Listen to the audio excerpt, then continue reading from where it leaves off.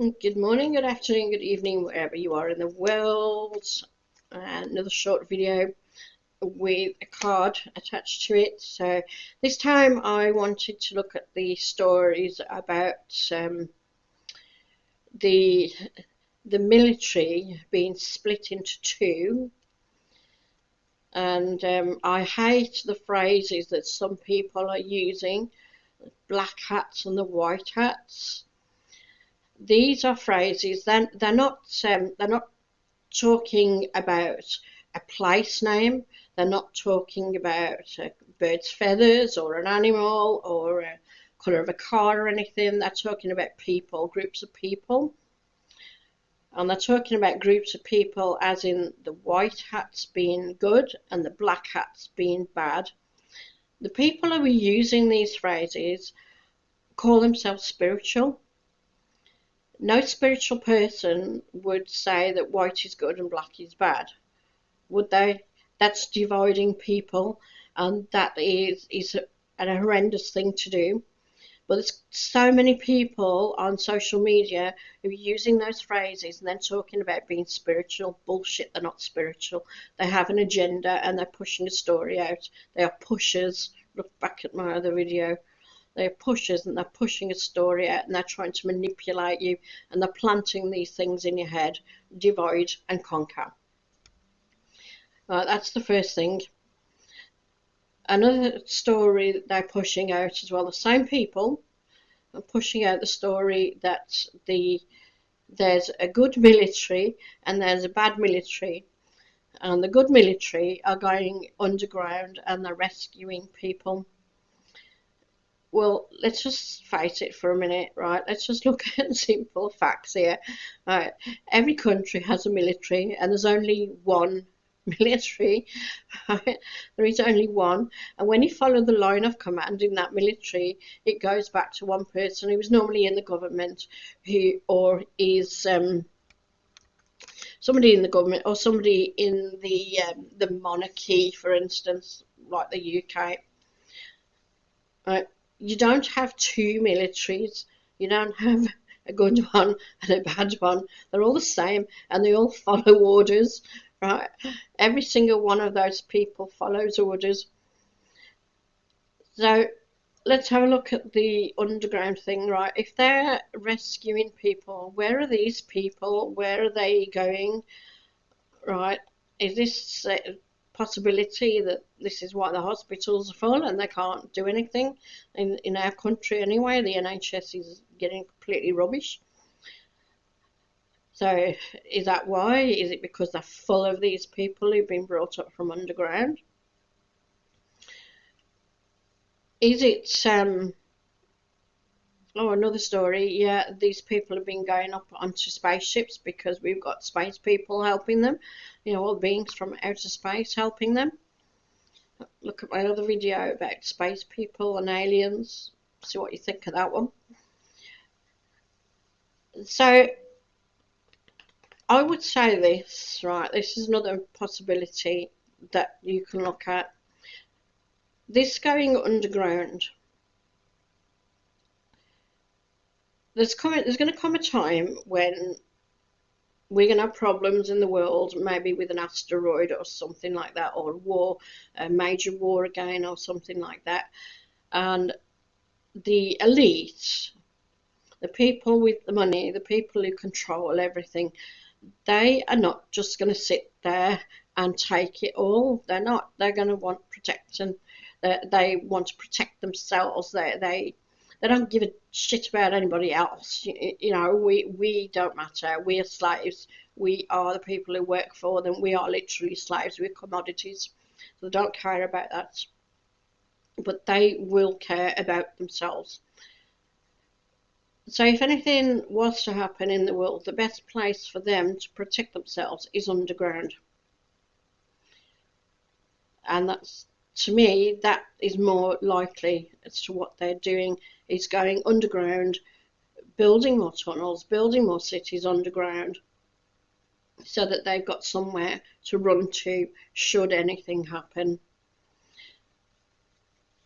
I think all this business about people being rescued, maybe there is a few, maybe.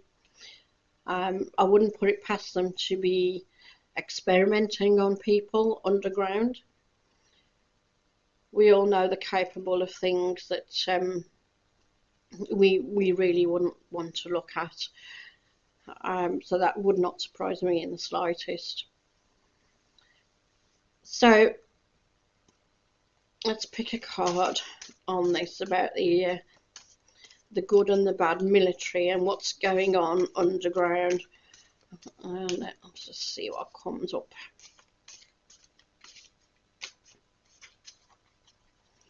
I don't think one's going to fly at me today.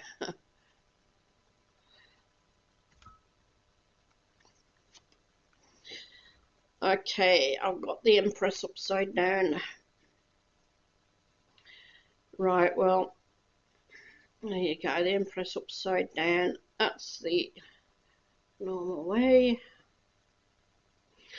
Now, I see that card as representing the Earth as well. Mother Earth.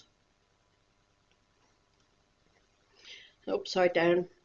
And I would say that that's an indication of what I was saying, that if anything was to happen on the Earth, on the planet, that certain people who like to control everything, who think they're in control, they would want to protect themselves and they would want to disappear until everything is finished and then suddenly come out. And whoever's left on the surface, those of us who are the commodities, they will then take over again and we will be used as slaves once more. And in fact, I don't think that ever ended, did it? When you look at it properly, we're still slaves. We go to work in the morning, we finish work, we get paid for it, and we have to give all our money up. We have to give our money for the house where we live, we have to give our money for the food, and basically we're left with nothing. And that is how a slave is.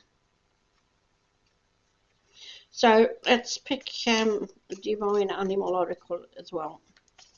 Let's just see what this one says. I love the pictures on these cards, absolutely gorgeous.